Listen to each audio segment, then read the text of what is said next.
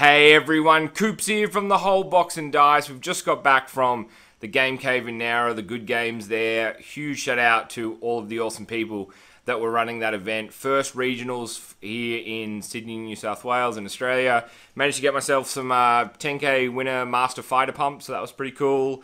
It's actually just like one of each color, which I didn't realize. I thought it'd be like a full playset of a random color, so I guess you can trade them. I had a bit of luck on my side thanks to my new inked gaming playmat.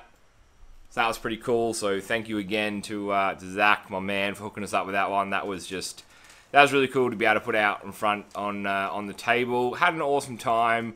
Really interesting field of decks. I've had a real quick look on the drive back home on the ARG Orlando event. Definitely some similarities. Plenty of Bionic Frieza, your draft box Frieza, whatever you're calling it. Plenty of Cell, plenty of GInyu, Vegeta's still kicking around. So a lot of the decks that I thought were going to be prominent were definitely prominent.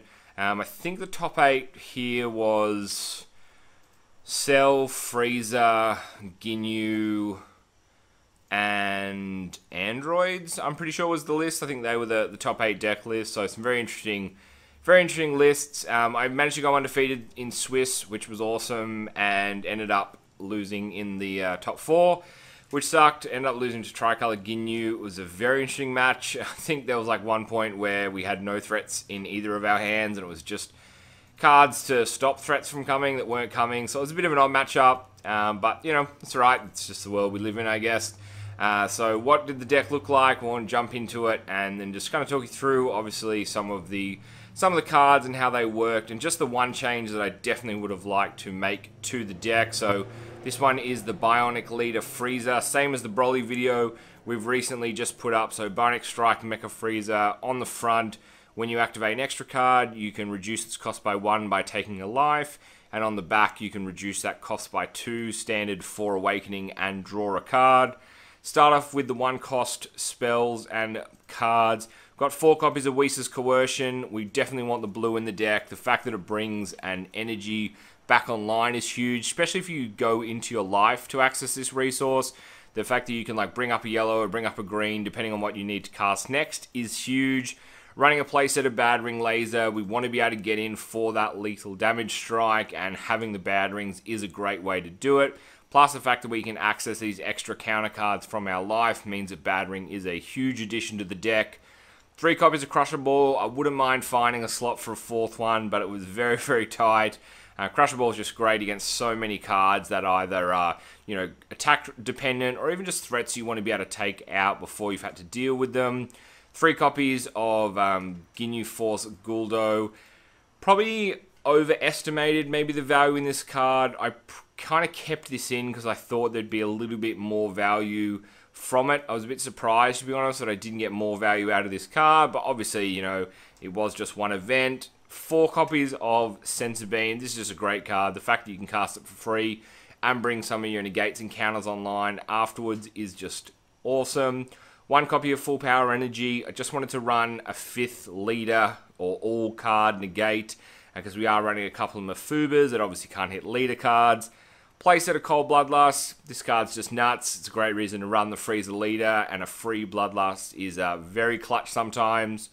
2 copies of the Human Shield Krillin, 5k blocker for just the 1 green, and we're running a playset of the 10k pumps. It's a pretty standard stuff there, so be able to hopefully put my Master Fighter pumps in now over the top. 3 copies of the Bundle of Curiosity Son Goku. Good to be able to have a bit of draw. We don't really have a turn 2 play, so we're happy to have a couple of these in the deck.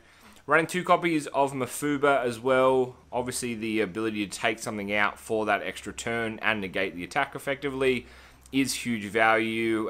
Didn't really have any interaction with Vegito, so but even just like 7-drop cells and stuff, there's great targets that whilst you're trying to draw into your removal, Mafuba buys you a little bit of time. I ended up running 4 copies of Cell Absorption. This is actually one of the changes that I would make to the deck. I still think Cell Absorption is nuts. The fact that you can cast it for 3 and force a discard, although I don't really want to see this extra card too late in the game, so would actually just go down to 3 of these, but I still think Cell Absorption is an insane card. 2 copies of Kale. I probably just had enough threats to be able to handle, had the 2 Krillins plus 3 and 3 of the Gokus and the Guldos. So I had 8 targets that I could pop before I had to sacrifice Kale itself. Probably, like I said, yeah, just enough. Kale was pretty clutch in a couple of games. Definitely that kind of mini board wipe is very handy.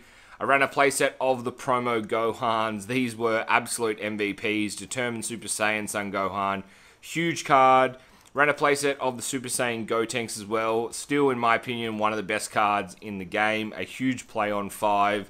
It's not really a card that your opponent wants to Cold Bloodlust, but in the right and wrong circumstance, not Cold Bloodlusting that card can be huge for you, but the fact that you can access your extra cards for free anyway makes it a very difficult decision.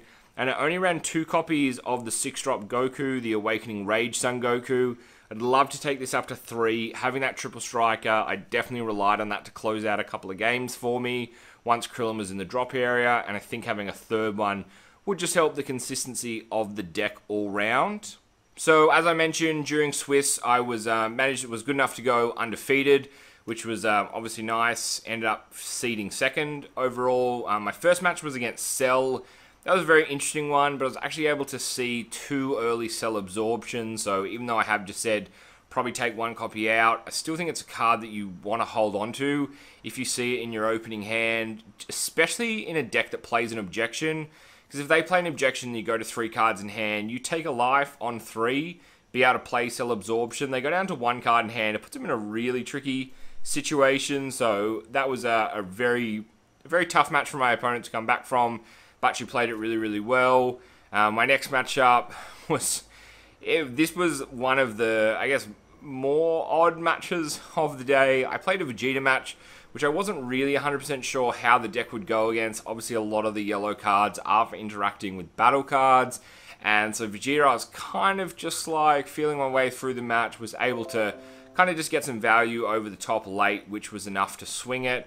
I then proceeded to just pretty much play Cell for the rest of the day until I got to top 4. Had some absolute insane matches, saw some very, very cool builds of Cell, very different ones as well, copies, decks that ran both Cell's Birth and the 3-drop, decks that run both Broly and Result of Training, so I really enjoyed just being on the receiving end of some of that innovation. Thankfully it didn't kill me, so that was nice.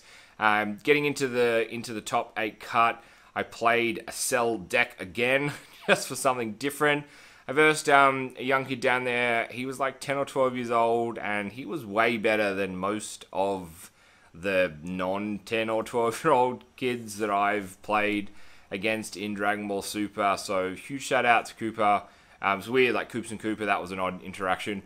Yeah, that was really cool. He was a heck of a player, so I only just scraped through on that. He hit an early Cell against me, but I was lucky enough to have the Bloodlust, so there's always that that awkward interaction. Cell Absorption was another big card in this, although it did take me a while to draw into the promo Gohans. Definitely the spot removal is something that you need, and then looking into the board, cards that have the Family Kamehameha, for example, are great cards to bring in against the Cell matchup, just to give you that ability to remove cards like the 7-drop that they've cheated out well ahead of schedule. The top 4 match, I played up against Broly. We didn't play, I guess, high seed gets to choose to go first or not. So we just did high roll, which I guess is fine. That's just what we agreed to do. But I ended up losing the roll. And I figured from when I lost the roll, the Ginyu deck was always going to have a lot more cards in their hand than I was. And Absorption was definitely not going to be as strong of a card as a result of that. I knew my opponent would be playing Bloodlust, but I didn't know if they were playing Bad Ring. Worked out pretty quickly they weren't playing Bad Ring in the deck, so I did have that slight advantage. But it really was just difficult getting and resolving threats, because I didn't want to fill my opponent's hand up too much, and then obviously give them enough ammunition to swing back. But I probably missed some opportunities to put some pressure on the board when I did land things like the Gotenks, and awaken my opponent to put him into that 3 range, or even put pressure from there. So there's definitely definitely some interesting takeaways just from me personally from that match. So I appreciated they're just an interesting Ginyu match. I didn't get a chance to verse the winning deck list. It was a Vegeta list, but I wasn't too worried about Vegeta going in. I had the negates, I had the blockers, so I was yeah, pretty okay if I actually got to that point. But hey, life, sadly I did not. Yeah, I definitely, like I said, make that change, drop the absorption, put another 6-drop Goku in. Really happy with how the Frieza leader worked. I saw the ARG results and there was plenty of Frieza being played, plenty of Bionic Frieza, Draft Box Frieza. I think the card's here to stay. I'm still not shifting away from that. Made for some very, very interesting stuff. Huge shout out to everyone that made the trip down. One of my boys, Pat Rice, was also with me in the top 8, as well as Steven. So that was very, very cool. Nice to have some familiar faces around us. And congratulations to Nathan, who took out the event. I'm sure there's probably a deck list up online somewhere of the Tri-Colour list that he played. So that was a list that I lost to in top 4. So I guess it's cool to be able to say that your only loss was to the eventual winning deck. So it's not too bad.